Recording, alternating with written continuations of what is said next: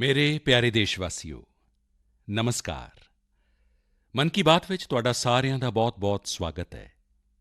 ਜੁਲਾਈ ਦਾ ਮਹੀਨਾ ਭਾਵ ਮੌਨਸੂਨ ਦਾ ਮਹੀਨਾ, ਬਾਰਿਸ਼ ਦਾ ਮਹੀਨਾ। ਬੀਤੇ ਕੁਝ ਦਿਨ ਕੁਦਰਤੀ ਆਫ਼ਤਾਂ ਦੇ ਕਾਰਨ ਚਿੰਤਾ ਅਤੇ ਪਰੇਸ਼ਾਨੀ ਨਾਲ ਭਰੇ ਰਹੇ ਹਾਂ। ਯਮੁਨਾ ਸਮੇਤ ਕਈ ਨਦੀਆਂ ਵਿੱਚ ਹੜ੍ਹ ਦੇ ਕਾਰਨ ਇਲਾਕੇ ਦੇ ਲੋਕਾਂ ਨੂੰ ਤਕਲੀਫ ਝੱਲਣੀ ਪਈ ਹੈ। ਪਹਾੜੀ ਇਲਾਕਿਆਂ 'ਚ ਪਹਾੜ ਖਿਸਕਣ ਦੀਆਂ ਘਟਨਾਵਾਂ ਵੀ ਹੋਈਆਂ ਨੇ। ਇਸੇ ਦੌਰਾਨ ਦੇਸ਼ ਦੇ ਪੱਛਮੀ ਹਿੱਸੇ ਵਿੱਚ ਕੁਝ ਸਮਾਂ ਪਹਿਲਾਂ ਗੁਜਰਾਤ ਦੇ ਇਲਾਕਿਆਂ 'ਚ ਬਿਪਰਜਾਏ ਸਾਈਕਲੋਨ ਵੀ ਆਇਆ। ਪਰ ਸਾਥੀਓ, ਇਨ੍ਹਾਂ ਆਫ਼ਤਾਂ ਦੇ ਵਿਚਕਾਰ ਅਸੀਂ ਸਾਰੇ ਦੇਸ਼ਵਾਸੀਆਂ ਨੇ ਫਿਰ ਤੋਂ ਵਿਖਾਇਆ ਹੈ ਕਿ ਸਮੂਹਿਕ ਕੋਸ਼ਿਸ਼ਾਂ ਦੀ ਤਾਕਤ ਕੀ ਹੁੰਦੀ ਹੈ। ਸਥਾਨਕ ਲੋਕਾਂ ਨੇ, ਸਾਡੇ ਐਨਡੀਆਰਐਫ ਦੇ ਜਵਾਨਾਂ ਨੇ, ਸਥਾਨਕ ਪ੍ਰਸ਼ਾਸਨ ਦੇ ਲੋਕਾਂ ਨੇ ਦਿਨ-ਰਾਤ ਇੱਕ ਕਰਕੇ ਅਜਿਹੀਆਂ ਆਫ਼ਤਾਂ ਦਾ ਮੁਕਾਬਲਾ ਕੀਤਾ ਹੈ। ਕਿਸੇ ਵੀ ਆਫ਼ਤ ਨਾਲ ਨਿਬੜਨ ਲਈ ਸਾਡੀ ਸਮਰੱਥਾ, ਸਾਡੇ ਸੰਸਾਧਨਾਂ ਦੀ ਵੱਡੀ ਭੂਮਿਕਾ ਹੁੰਦੀ ਹੈ। ਪਰ ਇਸ ਦੇ ਨਾਲ ਹੀ ਸਾਡੀ ਸੰਵੇਦਨਸ਼ੀਲਤਾ ਅਤੇ ਇੱਕ-ਦੂਜੇ ਦਾ ਹੱਥ ਫੜਨ ਦੀ ਭਾਵਨਾ ਓਨੀ ਹੀ ਅਹਿਮ ਹੁੰਦੀ ਹੈ। ਸਭ ਦਾ ਭਲਾ ਕਰਨ ਦੀ ਇਹ ਭਾਵਨਾ ਭਾਰਤ ਦੀ ਪਛਾਣ ਵੀ ਹੈ ਅਤੇ ਭਾਰਤ ਦੀ ਤਾਕਤ ਵੀ ਹੈ। ਸਾਥੀਓ, ਬਾਰਿਸ਼ ਦਾ ਇਹੀ ਸਮਾਂ ਰੁੱਖ ਲਗਾਉਣ ਅਤੇ ਜਲ ਸੰਰਖਣ ਲਈ ਓਨਾ ਹੀ ਜ਼ਰੂਰੀ ਹੁੰਦਾ ਹੈ।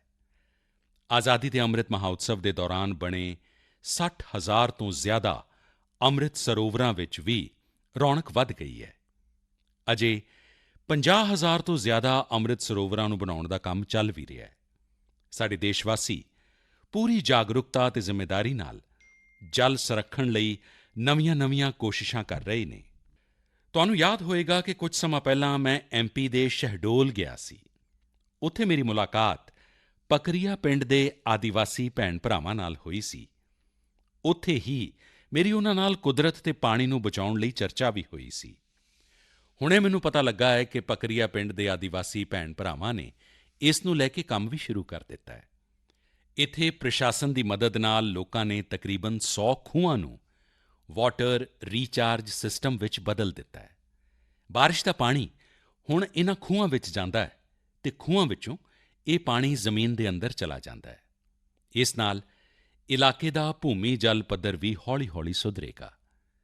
ਹੁਣ ਸਾਰੇ ਪਿੰਡ ਵਾਲਿਆਂ ਨੇ ਪੂਰੇ ਖੇਤਰ ਦੇ ਤਕਰੀਬਨ 800 ਖੂਹਾਂ ਨੂੰ ਰੀਚਾਰਜ ਲਈ ਉਪਯੋਗ ਵਿੱਚ ਲਿਆਉਣ ਦਾ ਟੀਚਾ ਬਣਾਇਆ ਹੈ।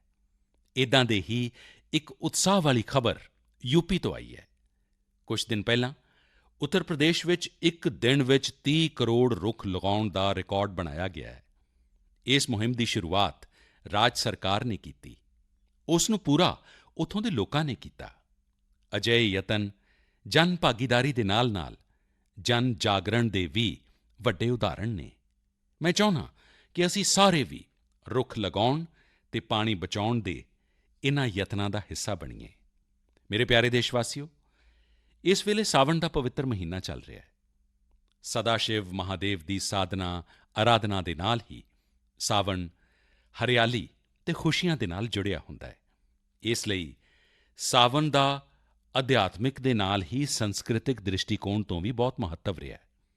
ਸਾਵਣ ਦੇ ਝੂਲੇ, ਸਾਵਣ ਦੀ ਮਹਿੰਦੀ, ਸਾਵਣ ਦੇ ਉਤਸਵ, ਭਾਵ ਸਾਵਣ ਦਾ ਮਤਲਬ ਹੀ ਆਨੰਦ ਅਤੇ ਖੁਸ਼ੀ ਹੁੰਦਾ ਹੈ। ਸਾਥੀਓ, ਸਾਡੀ ਇਸ ਆਸਥਾ ਅਤੇ ਇਨ੍ਹਾਂ ਪਰੰਪਰਾਵਾਂ ਦਾ ਇੱਕ ਪੱਖ ਹੋਰ ਵੀ ਹੈ। ਸਾਡੇ ਇਹ ਤਿਉਹਾਰ ਅਤੇ ਪਰੰਪਰਾਵਾਂ ਸਾਨੂੰ ਗਤੀਸ਼ੀਲ ਬਣਾਉਂਦੇ ਨੇ। ਸਾਵਣ ਵਿੱਚ ਸ਼ਿਵ ਅਰਾਧਨਾ ਦੇ ਲਈ ਕਿੰਨੇ ਹੀ ਭਗਤ ਕਾਂਵੜ ਯਾਤਰਾ 'ਤੇ ਨਿਕਲਦੇ ਨੇ। ਸਾਵਣ ਦੀ ਵਜ੍ਹਾ ਨਾਲ ਇਨ੍ਹਾਂ ਦਿਨਾਂ ਵਿੱਚ 12 ਜੋਤਿਰਲਿੰਗਾਂ ਵਿੱਚ ਵੀ ਖੂਬ ਸ਼ਰਧਾਲੂ ਪਹੁੰਚ ਰਹੇ ਨੇ। ਤੁਹਾਨੂੰ ਇਹ ਜਾਣ ਕੇ ਚੰਗਾ ਲੱਗੇਗਾ ਕਿ ਬਨਾਰਸ ਪਹੁੰਚਣ ਵਾਲੇ ਲੋਕਾਂ ਦੀ ਸੰਖਿਆ ਵੀ ਰਿਕਾਰਡ ਤੋੜ ਰਹੀ ਹੈ। ਹੁਣ ਕਾਸ਼ੀ 'ਚ ਹਰ ਸਾਲ 10 ਕਰੋੜ ਤੋਂ ਵੀ ਜ਼ਿਆਦਾ ਸੈਲਾਨੀ ਪਹੁੰਚ ਰਹੇ ਨੇ। ਅਯੋਧਿਆ, ਮਥੁਰਾ, ਉਜੈਨ ਵਰਗੇ ਤੀਰਥਾਂ 'ਤੇ ਜਾਣ ਵਾਲੇ ਸ਼ਰਧਾਲੂਆਂ ਦੀ ਗਿਣਤੀ ਵੀ ਤੇਜ਼ੀ ਨਾਲ ਵਧ ਰਹੀ ਹੈ। ਇਸ ਨਾਲ ਲੱਖਾਂ ਗਰੀਬਾਂ ਨੂੰ ਰੋਜ਼ਗਾਰ ਮਿਲ ਰਿਹਾ ਹੈ, ਉਨ੍ਹਾਂ ਦਾ ਜੀਵਨ ਚੰਗਾ ਗੁਜ਼ਰ ਰਿਹਾ ਹੈ। ਇਹ ਸਭ ਸਾਡੇ ਸੰਸਕ੍ਰਿਤਿਕ ਜਨ ਜਾਗਰਣ ਦਾ ਨਤੀਜਾ ਹੈ। ਇਸ ਦੇ ਦਰਸ਼ਨ ਲਈ ਹੁਣ ਤਾਂ ਪੂਰੀ ਦੁਨੀਆ ਤੋਂ ਲੋਕ ਸਾਡੇ ਤੀਰਥਾਂ 'ਤੇ ਆ ਰਹੇ ਨੇ। ਮੈਨੂੰ ਅਜਿਹੇ ਹੀ 2 ਅਮਰੀਕਨ ਦੋਸਤਾਂ ਦੇ ਬਾਰੇ ਪਤਾ ਲੱਗਾ ਹੈ ਜੋ ਕੈਲੀਫੋਰਨੀਆ ਤੋਂ ਇੱਥੇ ਅਮਰਨਾਥ ਯਾਤਰਾ ਕਰਨ ਆਏ ਸਨ। ਇਨ੍ਹਾਂ ਵਿਦੇਸ਼ੀ ਮਹਿਮਾਨਾਂ ਨੇ ਅਮਰਨਾਥ ਯਾਤਰਾ ਨਾਲ ਜੁੜੇ ਸਵਾਮੀ ਵਿਵੇਕਾਨੰਦ ਦੇ ਅਨੁਭਵਾਂ ਬਾਰੇ ਕਿਤੇ ਸੁਣਿਆ ਸੀ। ਇਸ ਨਾਲ ਉਨ੍ਹਾਂ ਨੂੰ ਇੰਨੀ ਪ੍ਰੇਰਣਾ ਮਿਲੀ ਕਿ ਇਹ ਖੁਦ ਵੀ ਅਮਰਨਾਥ ਯਾਤਰਾ ਕਰਨ ਆ ਗਏ। ਇਹ ਇਸ ਨੂੰ ਭਗਵਾਨ ਭੋਲੇਨਾਥ ਦਾ ਆਸ਼ੀਰਵਾਦ ਮੰਨਦੇ ਨੇ। ਇਹੀ ਭਾਰਤ ਦੀ ਖਾਸੀਅਤ ਹੈ ਕਿ ਇਹ ਸਭ ਨੂੰ ਅਪਣਾਉਂਦਾ ਹੈ, ਸਭ ਨੂੰ ਕੁਝ ਨਾ ਕੁਝ ਦਿੰਦਾ ਹੈ। ਇੱਦਾਂ ਹੀ ਇੱਕ ਫ੍ਰੈਂਚ ਮੂਲ ਦੀ ਮਹਿਲਾ ਹੈ, ਸ਼ਾਰਲੋਟ ਸ਼ੋਪਾ। ਬੀਤੇ ਦਿਨੀਂ ਜਦ ਮੈਂ ਫਰਾਂਸ ਗਿਆ ਸੀ ਤਾਂ ਇਨ੍ਹਾਂ ਨਾਲ ਮੇਰੀ ਮੁਲਾਕਾਤ ਹੋਈ ਸੀ। ਸ਼ਾਰਲੋਟ ਸ਼ੋਪਾ ਇੱਕ ਯੋਗਾ ਪ੍ਰੈਕਟੀਸ਼ਨਰ ਨੇ, ਯੋਗਾ ਟੀਚਰ ਨੇ, ਅਤੇ ਉਨ੍ਹਾਂ ਦੀ ਉਮਰ 100 ਸਾਲ ਤੋਂ ਵੀ ਜ਼ਿਆਦਾ ਹੈ। ਉਹ ਸੈਂਚੁਰੀ ਪਾਰ ਕਰ ਚੁੱਕੇ ਨੇ। ਉਹ ਪਿਛਲੇ 40 ਸਾਲ ਤੋਂ ਯੋਗ ਪ੍ਰੈਕਟਿਸ ਕਰ ਰਹੇ ਨੇ। ਉਹ ਆਪਣੀ ਸਿਹਤ ਅਤੇ 100 ਸਾਲ ਦੀ ਇਸ ਉਮਰ ਦਾ ਸਿਹਰਾ ਯੋਗ ਨੂੰ ਹੀ ਦਿੰਦੇ ਨੇ। ਉਹ ਦੁਨੀਆ ਵਿੱਚ ਭਾਰਤ ਦੇ ਯੋਗ ਵਿਗਿਆਨ ਅਤੇ ਇਸ ਦੀ ਤਾਕਤ ਦਾ ਇੱਕ ਪ੍ਰਮੁੱਖ ਚਿਹਰਾ ਬਣ ਗਏ ਨੇ। ਇਨ੍ਹਾਂ ਤੋਂ ਹਰ ਕਿਸੇ ਨੂੰ ਸਿੱਖਣਾ ਚਾਹੀਦਾ ਹੈ। ਅਸੀਂ ਨਾ ਸਿਰਫ ਆਪਣੀ ਵਿਰਾਸਤ ਨੂੰ ਅੰਗੀਕਾਰ ਕਰੀਏ, ਸਗੋਂ ਉਸ ਨੂੰ ਜ਼ਿੰਮੇਵਾਰੀ ਨਾਲ ਵਿਸ਼ਵ ਦੇ ਸਾਹਮਣੇ ਪੇਸ਼ ਵੀ ਕਰੀਏ। ਅਤੇ ਮੈਨੂੰ ਖੁਸ਼ੀ ਹੈ ਕਿ ਅਜਿਹਾ ਹੀ ਇੱਕ ਯਤਨ ਇਨ੍ਹੀਂ ਦਿਨੀਂ ਉਜੈਨ ਵਿੱਚ ਚੱਲ ਰਿਹਾ ਹੈ। ਉੱਥੇ ਦੇਸ਼ ਭਰ ਦੇ 18 ਚਿੱਤਰਕਾਰ ਪੁਰਾਣਾਂ ਉੱਪਰ ਆਧਾਰਿਤ ਆਕਰਸ਼ਕ ਚਿੱਤਰਕਥਾਵਾਂ ਬਣਾ ਰਹੇ ਨੇ। ਇਹ ਚਿੱਤਰ ਬੂੰਦੀ ਸ਼ੈਲੀ, ਨਾਥ ਦੁਆਰਾ ਸ਼ੈਲੀ, ਪਹਾੜੀ ਸ਼ੈਲੀ ਅਤੇ ਅਪਭ੍ਰੰਸ਼ ਸ਼ੈਲੀ ਵਰਗੀਆਂ ਕਈ ਵਿਸ਼ੇਸ਼ ਸ਼ੈਲੀਆਂ ਵਿੱਚ ਬਣਨਗੇ। ਇਨ੍ਹਾਂ ਨੂੰ ਉਜੈਨ ਦੇ ਤ੍ਰਿਵੇਣੀ ਮਿਊਜ਼ੀਅਮ ਵਿੱਚ ਪ੍ਰਦਰਸ਼ਿਤ ਕੀਤਾ ਜਾਏਗਾ।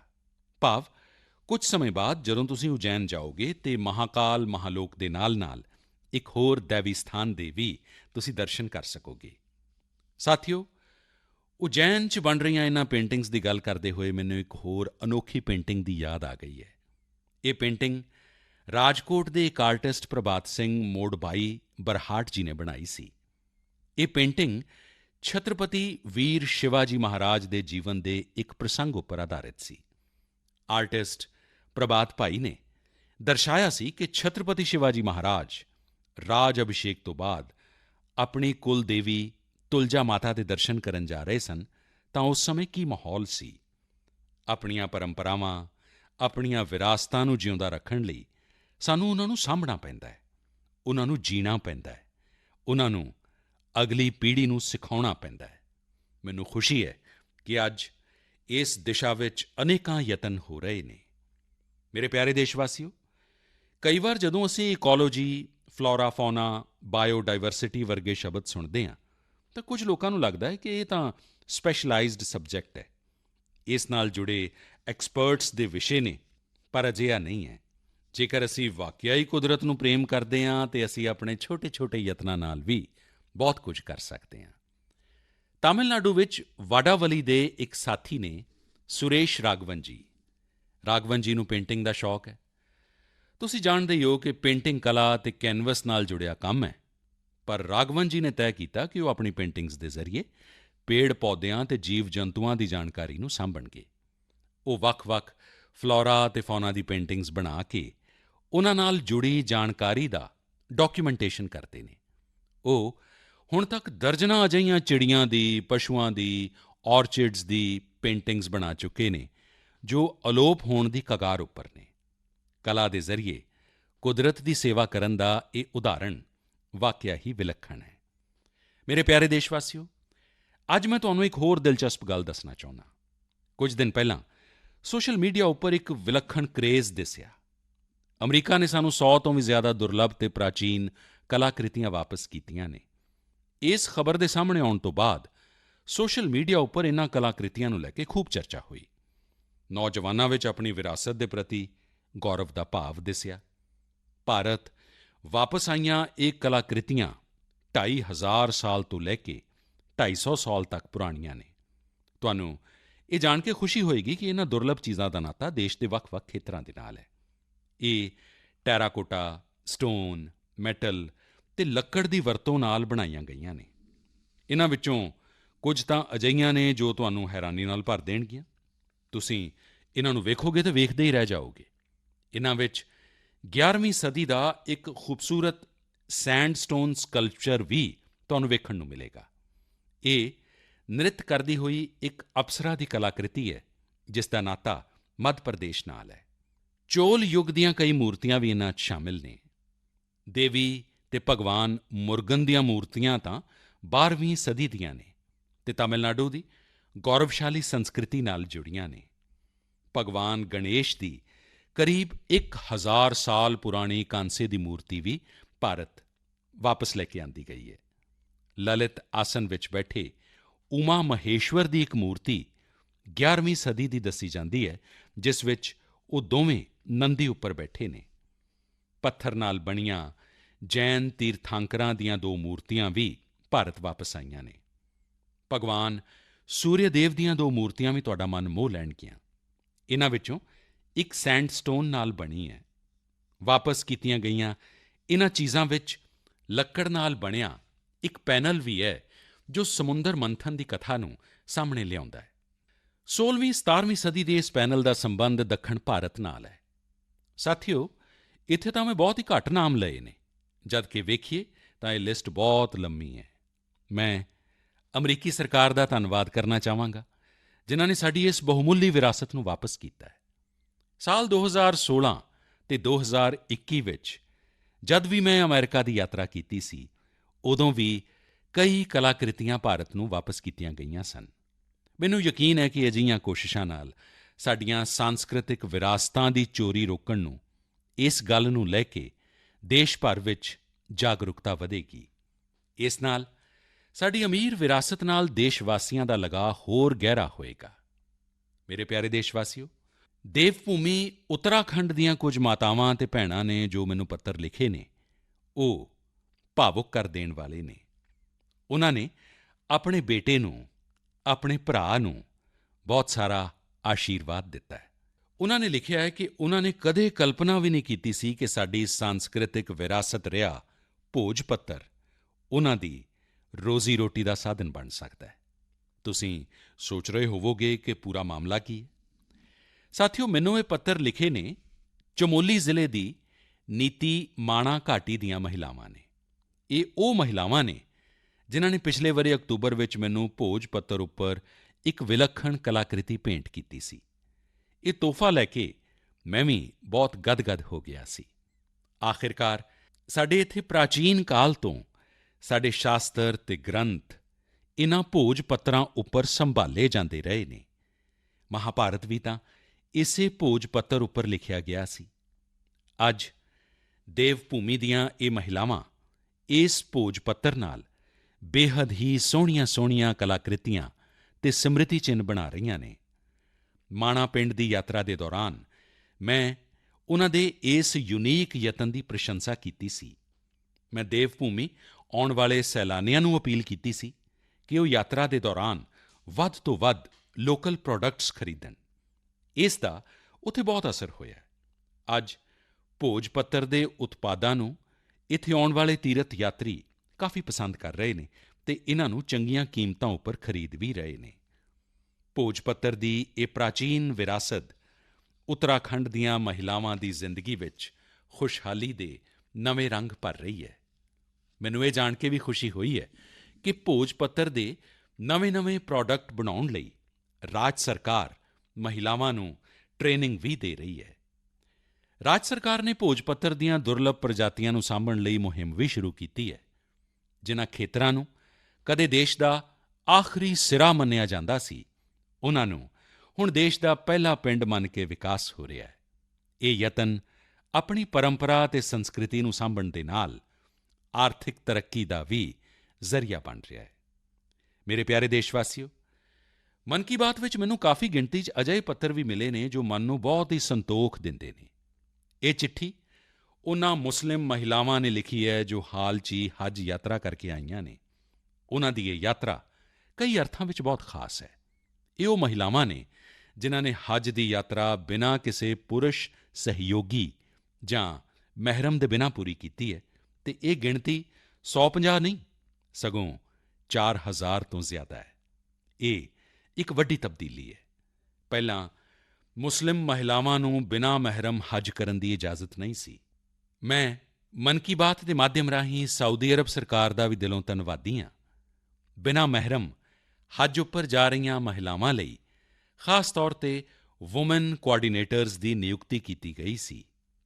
ਸਾਥੀਓ, ਬੀਤੇ ਕੁਝ ਵਰ੍ਹਿਆਂ ਵਿੱਚ ਹੱਜ ਪਾਲਿਸੀ ਵਿੱਚ ਜੋ ਤਬਦੀਲੀਆਂ ਕੀਤੀਆਂ ਗਈਆਂ ਨੇ, ਉਨ੍ਹਾਂ ਦੀ ਭਰਪੂਰ ਪ੍ਰਸ਼ੰਸਾ ਹੋ ਰਹੀ ਹੈ। ਸਾਡੀਆਂ ਮੁਸਲਿਮ ਮਾਵਾਂ ਅਤੇ ਭੈਣਾਂ ਨੇ ਇਸ ਬਾਰੇ ਮੈਨੂੰ ਕਾਫੀ ਕੁਝ ਲਿਖਿਆ ਹੈ। ਹੁਣ ਜ਼ਿਆਦਾ ਤੋਂ ਜ਼ਿਆਦਾ ਲੋਕਾਂ ਨੂੰ ਹੱਜ ਉੱਪਰ ਜਾਣ ਦਾ ਮੌਕਾ ਮਿਲ ਰਿਹਾ ਹੈ। ਹੱਜ ਯਾਤਰਾ ਤੋਂ ਵਾਪਸ ਆਏ ਲੋਕਾਂ ਨੇ, ਵਿਸ਼ੇਸ਼ ਤੌਰ ਤੇ ਸਾਡੀਆਂ ਮਾਵਾਂ ਭੈਣਾਂ ਨੇ ਚਿੱਠੀ ਲਿਖ ਕੇ ਜੋ ਆਸ਼ੀਰਵਾਦ ਦਿੱਤਾ ਹੈ, ਉਹ ਆਪਣੇ ਆਪ ਵਿੱਚ ਬਹੁਤ ਪ੍ਰੇਰਣਾਦਾਇਕ ਹੈ।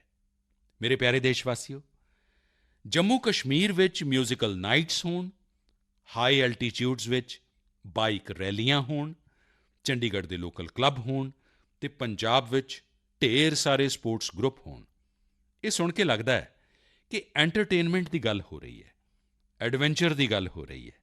ਪਰ ਗੱਲ ਕੁਝ ਹੋਰ ਹੈ। ਇਹ ਆਯੋਜਨ ਇੱਕ ਕਾਮਨ ਕਾਜ਼ ਨਾਲ ਵੀ ਜੁੜਿਆ ਹੋਇਆ ਹੈ ਅਤੇ ਇਹ ਕਾਮਨ ਕਾਜ਼ ਹੈ ਡਰੱਗਸ ਦੇ ਖਿਲਾਫ ਜਾਗਰੂਕਤਾ ਮੁਹਿੰਮ। ਜੰਮੂ ਕਸ਼ਮੀਰ ਦੇ ਨੌਜਵਾਨਾਂ ਨੂੰ ਡਰੱਗਸ ਤੋਂ ਬਚਾਉਣ ਲਈ ਕਈ ਇਨੋਵੇਟਿਵ ਯਤਨ ਵੇਖਣ ਨੂੰ ਮਿਲ ਰਹੇ ਨੇ। ਇੱਥੇ ਮਿਊਜ਼ੀਕਲ ਨਾਈਟ, ਬਾਈਕ ਰੈਲੀਆਂ ਵਰਗੇ ਪ੍ਰੋਗਰਾਮ ਹੋ ਰਹੇ ਨੇ। ਚੰਡੀਗੜ੍ਹ ਵਿੱਚ ਇਸ ਮੈਸੇਜ ਨੂੰ ਸਪਰੈਡ ਕਰਨ ਲਈ ਲੋਕਲ ਕਲੱਬਾਂ ਨੂੰ ਵੀ ਇਸ ਨਾਲ ਜੋੜਿਆ ਗਿਆ ਹੈ। ਉਹ ਇਹਨਾਂ ਨੂੰ ਵਾਦਾ ਕਲੱਬ ਕਹਿੰਦੇ ਨੇ। ਵਾਦਾ ਭਾਵ victory against drug abuse. Punjab ਵਿੱਚ ਕਈ ਸਪੋਰਟਸ ਗਰੁੱਪ ਵੀ ਬਣਾਏ ਗਏ ਨੇ ਜੋ ਫਿਟਨੈਸ ਉੱਪਰ ਧਿਆਨ ਦੇਣ ਅਤੇ ਨਸ਼ਾ ਮੁਕਤੀ ਲਈ ਅਵੇਅਰਨੈਸ ਕੈਂਪੇਨ ਚਲਾ ਰਹੇ ਨੇ। ਨਸ਼ੇ ਦੇ ਖਿਲਾਫ ਮੁਹਿੰਮ ਵਿੱਚ ਨੌਜਵਾਨਾਂ ਦੀ ਵੱਧਦੀ ਹਿੱਸੇਦਾਰੀ ਬਹੁਤ ਉਤਸ਼ਾਹ ਦੇਣ ਵਾਲੀ ਹੈ। ਇਹ ਯਤਨ ਭਾਰਤ ਵਿੱਚ ਨਸ਼ੇ ਦੇ ਖਿਲਾਫ ਮੁਹਿੰਮ ਨੂੰ ਬਹੁਤ ਤਾਕਤ ਦਿੰਦੇ ਨੇ। ਸਾਨੂੰ ਦੇਸ਼ ਦੀਆਂ ਆਉਣ ਵਾਲੀਆਂ ਪੀੜ੍ਹੀਆਂ ਨੂੰ ਬਚਾਉਣਾ ਹੈ ਤਾਂ ਉਨ੍ਹਾਂ ਨੂੰ ਡਰੱਗਸ ਤੋਂ ਦੂਰ ਰੱਖਣਾ ਹੀ ਹੋਏਗਾ। ਇਸੇ ਸੋਚ ਨਾਲ 15 ਅਗਸਤ 2020 ਨੂੰ ਨਸ਼ਾ ਮੁਕਤ ਭਾਰਤ ਅਭਿਆਨ ਦੀ ਸ਼ੁਰੂਆਤ ਕੀਤੀ ਗਈ ਸੀ। ਇਸ ਅਭਿਆਨ ਨਾਲ 11 ਕਰੋੜ ਤੋਂ ਜ਼ਿਆਦਾ ਲੋਕਾਂ ਨੂੰ ਜੋੜਿਆ ਗਿਆ ਹੈ। 2 ਹਫ਼ਤੇ ਪਹਿਲਾਂ ਹੀ ਭਾਰਤ ਨੇ ਡਰੱਗਸ ਦੇ ਖਿਲਾਫ ਬਹੁਤ ਵੱਡੀ ਕਾਰਵਾਈ ਕੀਤੀ ਹੈ। ਡਰੱਗਸ ਦੀ ਕਰੀਬ 1.5 ਲੱਖ ਕਿਲੋ ਦੀ ਖੇਪ ਨੂੰ ਜ਼ਬਤ ਕਰਨ ਤੋਂ ਬਾਅਦ ਉਸ ਨੂੰ ਨਸ਼ਟ ਕਰ ਦਿੱਤਾ ਗਿਆ ਹੈ। ਭਾਰਤ ਨੇ 10 ਲੱਖ ਕਿਲੋ ਡਰੱਗਸ ਨੂੰ ਨਸ਼ਟ ਕਰਨ ਦਾ ਅਨੋਖਾ ਰਿਕਾਰਡ ਵੀ ਬਣਾਇਆ ਹੈ। ਇਨ੍ਹਾਂ ਡਰੱਗਸ ਦੀ ਕੀਮਤ 12,000 ਕਰੋੜ ਰੁਪਏ ਤੋਂ ਵੀ ਜ਼ਿਆਦਾ ਸੀ। ਮੈਂ ਉਨ੍ਹਾਂ ਸਾਰਿਆਂ ਦੀ ਤਾਰੀਫ ਕਰਨਾ ਚਾਹਾਂਗਾ ਜੋ ਨਸ਼ਾ ਮੁਕਤੀ ਦੀ ਇਸ ਨੇਕ ਮੁਹਿੰਮ ਵਿੱਚ ਆਪਣਾ ਯੋਗਦਾਨ ਦੇ ਰਹੇ ਨੇ। ਨਸ਼ੇ ਦੀ ਆਦਤ ਨਾ ਸਿਰਫ ਪਰਿਵਾਰ ਸਗੋਂ ਪੂਰੇ ਸਮਾਜ ਲਈ ਵੀ ਵੱਡੀ ਪਰੇਸ਼ਾਨੀ ਬਣ ਜਾਂਦੀ ਹੈ। ਅਜਿਹੇ ਵਿੱਚ ਇਹ ਖਤਰਾ ਹਮੇਸ਼ਾ ਲਈ ਖਤਮ ਹੋਵੇ, ਇਸ ਦੇ ਲਈ ਜ਼ਰੂਰੀ ਹੈ ਕਿ ਅਸੀਂ ਸਾਰੇ ਇਕਜੁੱਟ ਹੋ ਕੇ ਇਸ ਦਿਸ਼ਾ ਵੱਲ ਅੱਗੇ ਵਧੀਏ। ਮੇਰੇ ਪਿਆਰੇ ਦੇਸ਼ਵਾਸੀਓ, ਜਦੋਂ ਗੱਲ ਡਰੱਗਸ ਤੇ ਨੌਜਵਾਨ ਪੀੜ੍ਹੀ ਦੀ ਹੋ ਰਹੀ ਹੈ ਤਾਂ ਮੈਂ ਤੁਹਾਨੂੰ ਮੱਧ ਪ੍ਰਦੇਸ਼ ਦੀ ਇੱਕ ਇੰਸਪਾਇਰਿੰਗ ਜਰਨੀ ਦੇ ਬਾਰੇ ਵੀ ਦੱਸਣਾ ਚਾਹੁੰਦਾ। ਇਹ ਇੰਸਪਾਇਰਿੰਗ ਜਰਨੀ ਹੈ ਮਿਨੀ ਬ੍ਰਾਜ਼ੀਲ ਦੀ। ਤੁਸੀਂ ਸੋਚ ਰਹੇ ਹੋਵੋਗੇ ਕਿ ਮੱਧ ਪ੍ਰਦੇਸ਼ ਵਿੱਚ ਮਿਨੀ ਬ੍ਰਾਜ਼ੀਲ ਕਿੱਥੋਂ ਆ ਗਿਆ। ਇਹੀ ਤਾਂ ਟਵਿਸਟ ਹੈ। ਐਮਪੀ ਦੇ ਸ਼ਹਡੋਲ ਵਿੱਚ ਇੱਕ ਪਿੰਡ ਹੈ ਬਿਚਾਰਪੁਰ। ਬਿਚਾਰਪੁਰ ਨੂੰ ਮਿਨੀ ਬ੍ਰਾਜ਼ੀਲ ਕਿਹਾ ਜਾਂਦਾ ਹੈ। ਮਿਨੀ ਬ੍ਰਾਜ਼ੀਲ ਇਸ ਲਈ ਕਿਉਂਕਿ ਇਹ ਪਿੰਡ ਅੱਜ ਫੁੱਟਬਾਲ ਦੇ ਉੱਭਰਦੇ ਸਿਤਾਰਿਆਂ ਦਾ ਗੜ੍ਹ ਬਣ ਗਿਆ ਹੈ। ਜਦ ਕੁਝ ਹਫ਼ਤੇ ਪਹਿਲਾਂ ਮੈਂ ਸ਼ਹਡੋਲ ਗਿਆ ਸੀ ਤਾਂ ਉੱਥੇ ਮੇਰੀ ਮੁਲਾਕਾਤ ਅਜਿਹੇ ਬਹੁਤ ਸਾਰੇ ਫੁੱਟਬਾਲ ਖਿਡਾਰੀਆਂ ਨਾਲ ਹੋਈ ਸੀ। ਮੈਨੂੰ ਲੱਗਾ ਕਿ ਇਸ ਬਾਰੇ ਸਾਡੇ ਦੇਸ਼ਵਾਸੀਆਂ ਅਤੇ ਖ਼ਾਸ ਤੌਰ 'ਤੇ ਨੌਜਵਾਨ ਸਾਥੀਆਂ ਨੂੰ ਜ਼ਰੂਰ ਜਾਣਨਾ ਚਾਹੀਦਾ ਹੈ। ਸਾਥੀਓ, ਬਿਚਾਰਪੁਰ ਪਿੰਡ ਦੇ ਮਿਨੀ ਬ੍ਰਾਜ਼ੀਲ ਬਣਨ ਦੀ ਯਾਤਰਾ 2-2.5 ਦਹਾਕੇ ਪਹਿਲਾਂ ਸ਼ੁਰੂ ਹੋਈ ਸੀ। ਉਸ ਦੌਰਾਨ ਬਿਚਾਰਪੁਰ ਪਿੰਡ ਨਾਜਾਇਜ਼ ਸ਼ਰਾਬ ਦੇ ਲਈ ਬਦਨਾਮ ਸੀ, ਨਸ਼ੇ ਦੀ ਜਕੜ ਵਿੱਚ ਸੀ। ਇਸ ਮਾਹੌਲ ਦਾ ਸਭ ਤੋਂ ਵੱਡਾ ਨੁਕਸਾਨ ਇੱਥੋਂ ਦੇ ਨੌਜਵਾਨਾਂ ਨੂੰ ਹੋ ਰਿਹਾ ਸੀ। ਇੱਕ ਸਾਬਕਾ ਨੈਸ਼ਨਲ ਪਲੇਅਰ ਅਤੇ ਕੋਚ ਰਈਸ ਅਹਿਮਦ ਨੇ ਇਨ੍ਹਾਂ ਨੌਜਵਾਨਾਂ ਦੀ ਪ੍ਰਤਿਭਾ ਨੂੰ ਪਛਾਣਿਆ। ਰਈਸ ਜੀ ਦੇ ਕੋਲ ਸਾਧਨ ਜ਼ਿਆਦਾ ਨਹੀਂ ਸਨ, ਪਰ ਉਨ੍ਹਾਂ ਨੇ ਪੂਰੀ ਲਗਨ ਨਾਲ ਨੌਜਵਾਨਾਂ ਨੂੰ ਫੁੱਟਬਾਲ ਸਿਖਾਉਣਾ ਸ਼ੁਰੂ ਕੀਤਾ। ਕੁਝ ਸਾਲਾਂ ਦੇ ਅੰਦਰ ਹੀ ਇੱਥੇ ਫੁੱਟਬਾਲ ਇੰਨੀ ਪੌਪੂਲਰ ਹੋ ਗਈ ਕਿ ਬਿਚਾਰਪੁਰ ਪਿੰਡ ਦੀ ਪਛਾਣ ਹੀ ਫੁੱਟਬਾਲ ਨਾਲ ਹੋਣ ਲੱਗੀ। ਹੁਣ ਇੱਥੇ ਫੁੱਟਬਾਲ ਕ੍ਰਾਂਤੀ ਨਾਮ ਦਾ ਇੱਕ ਪ੍ਰੋਗਰਾਮ ਵੀ ਚੱਲ ਰਿਹਾ ਹੈ। ਇਸ ਪ੍ਰੋਗਰਾਮ ਦੇ ਤਹਿਤ ਨੌਜਵਾਨਾਂ ਨੂੰ ਇਸ ਖੇਡ ਨਾਲ ਜੋੜਿਆ ਜਾਂਦਾ ਹੈ ਅਤੇ ਉਨ੍ਹਾਂ ਨੂੰ ਟ੍ਰੇਨਿੰਗ ਦਿੱਤੀ ਜਾਂਦੀ ਹੈ। ਇਹ ਪ੍ਰੋਗਰਾਮ ਇੰਨਾ ਸਫਲ ਹੋਇਆ ਹੈ ਕਿ ਬਿਚਾਰਪੁਰ ਤੋਂ ਨੈਸ਼ਨਲ ਅਤੇ ਸਟੇਟ ਲੈਵਲ ਦੇ 40 ਤੋਂ ਜ਼ਿਆਦਾ ਖਿਡਾਰੀ ਨਿਕਲੇ ਨੇ। ਇਹ ਫੁੱਟਬਾਲ ਕ੍ਰਾਂਤੀ ਹੁਣ ਹੌਲੀ-ਹੌਲੀ ਪੂਰੇ ਖੇਤਰ ਵਿੱਚ ਫੈਲ ਰਹੀ ਹੈ। ਸ਼ਹਡੋਲ ਅਤੇ ਉਸ ਦੇ ਆਲੇ-ਦੁਆਲੇ ਦੇ ਕਾਫੀ ਵੱਡੇ ਇਲਾਕਿਆਂ 'ਚ 1200 ਤੋਂ ਜ਼ਿਆਦਾ ਫੁੱਟਬਾਲ ਕਲੱਬ ਬਣ ਚੁੱਕੇ ਨੇ। ਇੱਥੋਂ ਵੱਡੀ ਸੰਖਿਆ ਵਿੱਚ ਅਜਿਹੇ ਖਿਡਾਰੀ ਨਿਕਲ ਰਹੇ ਨੇ ਜੋ ਨੈਸ਼ਨਲ ਲੈਵਲ ਉੱਪਰ ਖੇਡ ਰਹੇ ਨੇ। ਫੁੱਟਬਾਲ ਦੇ ਕਈ ਵੱਡੇ ਸਾਬਕਾ ਖਿਡਾਰੀ ਤੇ ਕੋਚ ਅੱਜ ਇੱਥੇ ਨੌਜਵਾਨਾਂ ਨੂੰ ਟ੍ਰੇਨਿੰਗ ਦੇ ਰਹੇ ਨੇ। ਤੁਸੀਂ ਸੋਚੋ, ਇੱਕ ਆਦਿਵਾਸੀ ਇਲਾਕਾ ਜੋ ਨਾਜਾਇਜ਼ ਸ਼ਰਾਬ ਲਈ ਜਾਣਿਆ ਜਾਂਦਾ ਸੀ, ਨਸ਼ੇ ਲਈ ਬਦਨਾਮ ਸੀ, ਉਹ ਹੁਣ ਦੇਸ਼ ਦੀ ਫੁੱਟਬਾਲ ਨਰਸਰੀ ਬਣ ਗਿਆ ਹੈ। ਇਸੇ ਲਈ ਤਾਂ ਆਖਦੇ ਨੇ, ਜਿੱਥੇ ਚਾਹ ਉੱਥੇ ਰਾਹ। ਸਾਡੇ ਦੇਸ਼ ਵਿੱਚ ਪ੍ਰਤਿਭਾਵਾਂ ਦੀ ਕਮੀ ਨਹੀਂ ਹੈ, ਲੋੜ ਹੈ ਤੇ ਉਹਨਾਂ ਨੂੰ ਲੱਭਣ ਦੀ, ਤਰਾਸ਼ਣ ਦੀ। ਇਸ ਤੋਂ ਬਾਅਦ ਇਹੀ ਨੌਜਵਾਨ ਦੇਸ਼ ਦਾ ਨਾਮ ਵੀ ਰੌਸ਼ਨ ਕਰਦੇ ਨੇ ਤੇ ਦੇਸ਼ ਦੇ ਵਿਕਾਸ ਨੂੰ ਵੀ ਦਿਸ਼ਾ ਦਿੰਦੇ ਨੇ। ਮੇਰੇ ਪਿਆਰੇ ਦੇਸ਼ਵਾਸੀਓ, ਆਜ਼ਾਦੀ ਦੇ 75 ਵਰ੍ਹੇ ਪੂਰੇ ਹੋਣ ਦੇ ਮੌਕੇ ਤੇ ਅਸੀਂ ਪੂਰੇ ਉਤਸ਼ਾਹ ਨਾਲ ਅੰਮ੍ਰਿਤ ਮਹੋਤਸਵ ਮਨਾ ਰਹੇ ਹਾਂ। ਅੰਮ੍ਰਿਤ ਮਹੋਤਸਵ ਦੇ ਦੌਰਾਨ ਦੇਸ਼ ਵਿੱਚ ਤਕਰੀਬਨ 2 ਲੱਖ ਪ੍ਰੋਗਰਾਮਾਂ ਦਾ ਆਯੋਜਨ ਕੀਤਾ ਗਿਆ ਹੈ। ਇਹ ਪ੍ਰੋਗਰਾਮ ਇੱਕ ਤੋਂ ਇੱਕ ਵੱਧ ਕੇ ਰੰਗਾਂ ਨਾਲ ਸਜੇ ਸਨ, ਵੱਖਰਤਾਵਾਂ ਨਾਲ ਭਰੇ ਸਨ। ਇਨ੍ਹਾਂ ਆਯੋਜਨਾਂ ਦੀ ਇੱਕ ਖੂਬਸੂਰਤੀ ਇਹ ਵੀ ਰਹੀ ਕਿ ਇਨ੍ਹਾਂ ਵਿੱਚ ਰਿਕਾਰਡ ਸੰਖਿਆ 'ਚ ਨੌਜਵਾਨਾਂ ਨੇ ਹਿੱਸਾ ਲਿਆ। ਇਸ ਦੌਰਾਨ ਸਾਡੇ ਨੌਜਵਾਨਾਂ ਨੂੰ ਦੇਸ਼ ਦੀਆਂ ਮਹਾਨ ਹਸਤੀਆਂ ਦੇ ਬਾਰੇ ਵੀ ਬਹੁਤ ਕੁਝ ਜਾਣਨ ਨੂੰ ਮਿਲਿਆ। ਪਹਿਲੇ ਕੁਝ ਮਹੀਨਿਆਂ ਦੀ ਗੱਲ ਕਰੀਏ ਤਾਂ ਜਨ ਭਾਗੀਦਾਰੀ ਨਾਲ ਜੁੜੇ ਕਈ ਦਿਲਚਸਪ ਪ੍ਰੋਗਰਾਮ ਵੇਖਣ ਨੂੰ ਮਿਲੇ। ਅਜਿਹਾ ਹੀ ਇੱਕ ਪ੍ਰੋਗਰਾਮ ਸੀ ਦਿਵਿਆਂਗ ਲੇਖਕਾਂ ਲਈ ਰਾਈਟਰਜ਼ ਮੀਟ ਦਾ ਆਯੋਜਨ। ਇਸ ਵਿੱਚ ਰਿਕਾਰਡ ਗਿਣਤੀ ਵਿੱਚ ਲੋਕਾਂ ਦੀ ਭਾਗੀਦਾਰੀ ਵੇਖੀ ਗਈ। ਉੱਥੇ ਹੀ ਆਂਧਰਾ ਪ੍ਰਦੇਸ਼ ਦੇ ਤਿਰੂਪਤੀ ਵਿੱਚ ਰਾਸ਼ਟਰੀ ਸੰਸਕ੍ਰਿਤ ਸੰਮੇਲਨ ਦਾ ਆਯੋਜਨ ਹੋਇਆ। ਅਸੀਂ ਸਾਰੇ ਜਾਣਦੇ ਹਾਂ ਕਿ ਸਾਡੇ ਇਤਿਹਾਸ ਵਿੱਚ ਕਿਲ੍ਹਿਆਂ ਦਾ, ਫੋਰਟਸ ਦਾ ਕਿੰਨਾ ਮਹੱਤਵ ਰਿਹਾ ਹੈ। ਇਸੇ ਨੂੰ ਦਰਸਾਉਣ ਵਾਲੀ ਇੱਕ ਕੈਂਪੇਨ ਕਿਲ੍ਹੇ ਤੇ ਕਹਾਣੀਆਂ ਭਾਵ ਫੋਰਟਸ ਨਾਲ ਜੁੜੀਆਂ ਕਹਾਣੀਆਂ ਵੀ ਲੋਕਾਂ ਨੂੰ ਖੂਬ ਪਸੰਦ ਆਈਆਂ। ਸਾਥੀਓ, ਅੱਜ ਜਦੋਂ ਦੇਸ਼ ਵਿੱਚ ਚਾਰੇ ਪਾਸੇ ਅੰਮ੍ਰਿਤ ਮਹੋਤਸਵ ਦੀ ਗੂੰਜ ਹੈ, 15 ਅਗਸਤ ਨੇੜੇ ਹੀ ਹੈ, ਤਾਂ ਦੇਸ਼ ਵਿੱਚ ਇੱਕ ਹੋਰ ਵੱਡੀ ਮੁਹਿੰਮ ਦੀ ਸ਼ੁਰੂਆਤ ਹੋਣ ਜਾ ਰਹੀ ਹੈ। ਸ਼ਹੀਦ ਵੀਰ ਵੀਰਾਂਗਨਾਵਾਂ ਨੂੰ ਸਨਮਾਨ ਦੇਣ ਲਈ ਮੇਰੀ ਮਿੱਟੀ ਮੇਰਾ ਦੇਸ਼ ਅਭਿਆਨ ਸ਼ੁਰੂ ਹੋਏਗਾ। ਇਸ ਦੇ ਤਹਿਤ ਦੇਸ਼ ਭਰ ਵਿੱਚ ਸਾਡੇ ਅਮਰ ਬਲੀਦਾਨੀਆਂ ਦੀ ਯਾਦ ਵਿੱਚ ਅਨੇਕਾਂ ਪ੍ਰੋਗਰਾਮ ਆਯੋਜਿਤ ਹੋਣਗੇ। ਇਨ੍ਹਾਂ ਹਸਤੀਆਂ ਦੀ ਯਾਦ ਵਿੱਚ ਦੇਸ਼ ਦੀਆਂ ਲੱਖਾਂ ਗ੍ਰਾਮ ਪੰਚਾਇਤਾਂ 'ਚ ਵਿਸ਼ੇਸ਼ ਸ਼ਿਲਾਲੇਖ ਵੀ ਸਥਾਪਿਤ ਕੀਤੇ ਜਾਣਗੇ। ਇਸ ਮੁਹਿੰਮ ਦੇ ਤਹਿਤ ਦੇਸ਼ ਭਰ ਵਿੱਚ ਅੰਮ੍ਰਿਤ ਕਲਸ਼ ਯਾਤਰਾ ਵੀ ਕੱਢੀ ਜਾਏਗੀ। ਦੇਸ਼ ਦੇ ਪਿੰਡ-ਪਿੰਡ ਤੋਂ, ਕੋਨੇ-ਕੋਨੇ ਤੋਂ 7,500 ਕਲਸ਼ਾਂ 'ਚ ਮਿੱਟੀ ਲੈ ਕੇ ਇਹ ਅੰਮ੍ਰਿਤ ਕਲਸ਼ ਯਾਤਰਾ ਦੇਸ਼ ਦੀ ਰਾਜਧਾਨੀ ਦਿੱਲੀ ਪਹੁੰਚੇਗੀ। ਇਹ ਯਾਤਰਾ ਆਪਣੇ ਨਾਲ ਦੇਸ਼ ਦੇ ਅਲੱਗ-ਅਲੱਗ ਹਿੱਸਿਆਂ ਤੋਂ ਪੌਦੇ ਲੈ ਕੇ ਵੀ ਆਏਗੀ। 7500 ਕਲਸ਼ਾਂ 'ਚ ਆਈ ਮਿੱਟੀ ਤੇ ਪੌਦਿਆਂ ਨੂੰ ਮਿਲਾ ਕੇ ਫਿਰ ਨੈਸ਼ਨਲ ਵਾਰ ਮੈਮੋਰੀਅਲ ਦੇ ਨੇੜੇ ਅੰਮ੍ਰਿਤ ਵਾਟਿਕਾ ਦਾ ਨਿਰਮਾਣ ਕੀਤਾ ਜਾਏਗਾ। ਇਹ ਅੰਮ੍ਰਿਤ ਵਾਟਿਕਾ ਇੱਕ ਭਾਰਤ ਸ਼੍ਰੇਸ਼ਠ ਭਾਰਤ ਦਾ ਵੀ ਬਹੁਤ ਹੀ ਸ਼ਾਨਦਾਰ ਪ੍ਰਤੀਕ ਬਣੇਗੀ। ਮੈਂ ਪਿਛਲੇ ਵਰ੍ਹੇ ਲਾਲ ਕਿਲ੍ਹੇ ਤੋਂ ਅਗਲੇ 25 ਵਰ੍ਹਿਆਂ ਦੇ ਅੰਮ੍ਰਿਤ ਕਾਲ ਲਈ ਪੰਚ ਪ੍ਰਾਣ ਦੀ ਗੱਲ ਕੀਤੀ ਸੀ। ਮੇਰੀ ਮਿੱਟੀ ਮੇਰਾ ਦੇਸ਼ ਅਭਿਆਨ 'ਚ ਹਿੱਸਾ ਲੈ ਕੇ ਅਸੀਂ ਇਨ੍ਹਾਂ ਪੰਚ ਪ੍ਰਾਣਾਂ ਨੂੰ ਪੂਰਾ ਕਰਨ ਦੀ ਸਹੁੰ ਵੀ ਚੁੱਕਾਂਗੇ। ਤੁਸੀਂ ਸਾਰੇ ਦੇਸ਼ ਦੀ ਪਵਿੱਤਰ ਮਿੱਟੀ ਨੂੰ ਹੱਥ ਵਿੱਚ ਲੈ ਕੇ ਸਹੁੰ ਚੁੱਕਦਿਆਂ ਆਪਣੀ ਸੈਲਫੀ ਨੂੰ yuva.gov.in ਉੱਪਰ ਜ਼ਰੂਰ ਅਪਲੋਡ ਕਰਿਓ। ਪਿਛਲੇ ਵਰ੍ਹੇ ਸੁਤੰਤਰਤਾ ਦਿਵਸ ਦੇ ਮੌਕੇ ਤੇ ਹਰ ਘਰ ਤਿਰੰਗਾ ਅਭਿਆਨ ਲਈ ਜਿਵੇਂ ਪੂਰਾ ਦੇਸ਼ ਇੱਕ ਹੋਇਆ ਸੀ, ਉਸੇ ਤਰ੍ਹਾਂ ਹੀ ਅਸੀਂ ਇਸ ਵਾਰ ਵੀ ਫਿਰ ਤੋਂ ਹਰ ਘਰ 'ਚ ਤਿਰੰਗਾ ਲਹਿਰਾਉਣਾ ਹੈ ਤੇ ਇਸ ਪਰੰਪਰਾ ਨੂੰ ਲਗਾਤਾਰ ਅੱਗੇ ਵਧਾਉਣਾ ਹੈ। ਇਨ੍ਹਾਂ ਯਤਨਾਂ ਨਾਲ ਸਾਨੂੰ ਆਪਣੇ ਫਰਜ਼ਾਂ ਦਾ ਬੋਧ ਹੋਏਗਾ, ਦੇਸ਼ ਦੀ ਆਜ਼ਾਦੀ ਲਈ ਦਿੱਤੇ ਗਏ ਅਣਗਿਣਤ ਬਲੀਦਾਨਾਂ ਦਾ ਬੋਧ ਹੋਏਗਾ, ਆਜ਼ਾਦੀ ਦੇ ਮੁੱਲ ਦਾ ਅਹਿਸਾਸ ਹੋਏਗਾ। ਇਸ ਲਈ ਹਰ ਦੇਸ਼ਵਾਸੀ ਨੂੰ ਇਨ੍ਹਾਂ ਯਤਨਾਂ ਨਾਲ ਜ਼ਰੂਰ ਜੁੜਨਾ ਚਾਹੀਦਾ ਹੈ। ਮੇਰੇ ਪਿਆਰੇ ਦੇਸ਼ਵਾਸੀਓ, ਮਨ ਕੀ ਬਾਤ ਵਿੱਚ ਅੱਜ ਬਸ ਇੰਨਾ ਹੀ। ਹੁਣ ਕੁਝ ਹੀ ਦਿਨਾਂ 'ਚ ਅਸੀਂ 15 ਅਗਸਤ ਆਜ਼ਾਦੀ ਦੇ ਇਸ ਮਹਾਨ ਤਿਉਹਾਰ ਦਾ ਹਿੱਸਾ ਬਣਾਂਗੇ। ਦੇਸ਼ ਦੀ ਆਜ਼ਾਦੀ ਲਈ ਮਰ ਮਿਟਣ ਵਾਲਿਆਂ ਨੂੰ ਹਮੇਸ਼ਾ ਯਾਦ ਰੱਖਣਾ ਹੈ। ਸਾਨੂੰ ਉਨ੍ਹਾਂ ਦੇ ਸੁਪਨਿਆਂ ਨੂੰ ਸੱਚ ਕਰਨ ਲਈ ਦਿਨ-ਰਾਤ ਮਿਹਨਤ ਕਰਨੀ ਹੈ ਤੇ ਮਨ ਕੀ ਬਾਤ ਦੇਸ਼ ਵਾਸੀਆਂ ਦੀ ਇਸੇ ਮਿਹਨਤ ਨੂੰ, ਉਨ੍ਹਾਂ ਦੇ ਸਮੂਹਿਕ ਯਤਨਾਂ ਨੂੰ ਸਾਹਮਣੇ ਲਿਆਉਣ ਦਾ ਹੀ ਇੱਕ ਮਾਧਿਅਮ ਹੈ। ਅਗਲੀ ਵਾਰ ਕੁਝ ਨਵੇਂ ਵਿਸ਼ਿਆਂ ਨਾਲ ਤੁਹਾਡੇ ਨਾਲ ਮੁਲਾਕਾਤ ਹੋਏਗੀ। ਬਹੁਤ-ਬਹੁਤ ਧੰਨਵਾਦ। ਨਮਸਕਾਰ।